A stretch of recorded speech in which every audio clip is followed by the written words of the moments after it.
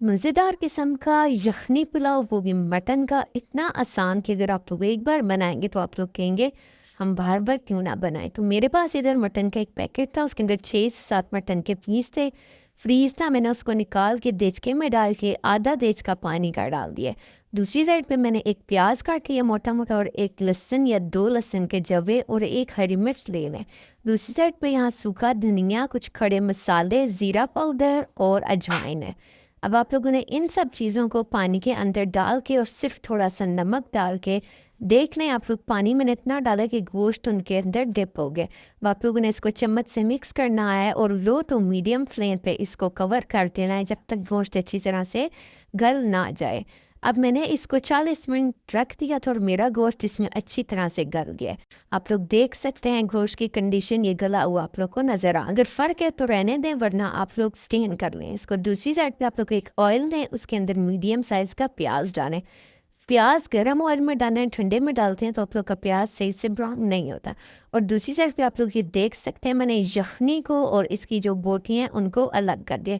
ये यखनी आप लोग को पता है घी छोड़ देती है अपना भी, तो इस वजह से ये चर्बी चर्बी आप लोग को नज़र आ रही है। तो आप लोगों ने प्याज को अच्छी तरह ब्राउन करना है, बहुत जलाना भी नहीं है और बहुत लाइट ब्राउन भी नहीं। आप लोग जितना ज़्यादा प्याज ब्राउन करेंगे आप लोग के चावलों का कलर भी उतना ही डार्क आएगा, तो बहुत ज़्यादा डार्क नहीं करना। आप लोग इधर देख सकते हैं हल्का हल्का सा मेरा जब प्याज ब्राउन हुआ तो मैंने इसके अंदर जो मटन था बॉयल हुआ वो और 1 से 2 अदर टमाटर डाल दिए। अब हल्की सी जो आप लोगों ने यखनी स्टेन की थी आप लोगों ने वो इसमें यूज़ करनी है, कच्चा पानी यूज़ नहीं करना। अब आप लोगों ने इसको अच्छी तरह से मिक्स करना है, ज़्यादा आप लोगों ने इसको ओवर मिक्स भी नहीं करना।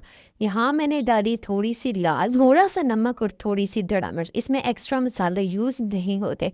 अब आप लोगों ने इसकी अच्छी तरह से भुनाई करनी है, बहुत ज़्यादा भुनाई नहीं करनी, इस चीज़ को याद रखें। यहाँ मैंने खुशबू के लिए 2 हरी मिर्चें मिर्च से काट के वो डालनी है, और मैंने यहाँ थोड़ा सा इस स्टेज पे ज़ीरा और गरम मसाला पाउडर डाल दिए। दूसरी साइड पे यहाँ मैंने बासमती के राइस थी, इनको अच्छी तरह से वॉश कर लेना है 4 से 5 दफ़ा, और इसको आधे घंटे के लिए आप लोगों ने भिगो देना है। दूसरी साइड पे यहाँ देख सकते हैं मेरी अच्छी तरह से बुनाई हो गई है। मैंने यहाँ यखनी का पानी डाला है। अगर 2 गिलास चावल हैं तो 4 गिलास यखनी का पानी आएगा। उसके बाद चावल डालेंगे और इनको कवर करके रख देंगे 5 से 10 मिनट के। यहाँ देख लें पानी इसका बॉयल होना स्टार्ट हो गया और चावल हमारे इसमें अच्छी तरह से गल रहे हैं। अब आप लोगों ने हल्के हाथों से चम्मच का इस्तेमाल करना है, ज़्यादा आप लोगों ने इसको मिक्स नहीं करना। 5 से 7 मिनट बाद पानी यहाँ खुश्क होना स्टार्ट हो। अगर आप लोग को पसंद है आप लोग चिकन क्यूब भी इसमें ऐड कर सकते हैं। अब आप लोग देख लें मेरे पास इतना पानी जब रह गया तो मैंने इसमें कुछ ड्रॉप सिरके के डाल दिया ताकि चावल मेरे पास खिला खिला सा आए। इस स्टेज पे जब पानी बिल्कुल ज़रा ज़रा ऊपर रह जाए तो इसको अच्छी तरह से 20 मिनट के लिए कवर करके दम पे रख लें और मज़ेदार सा यखनी पुलाव तैयार हो गया। फट फट फट ज़रूर ट्राई कीजिए और मुझे बताइए।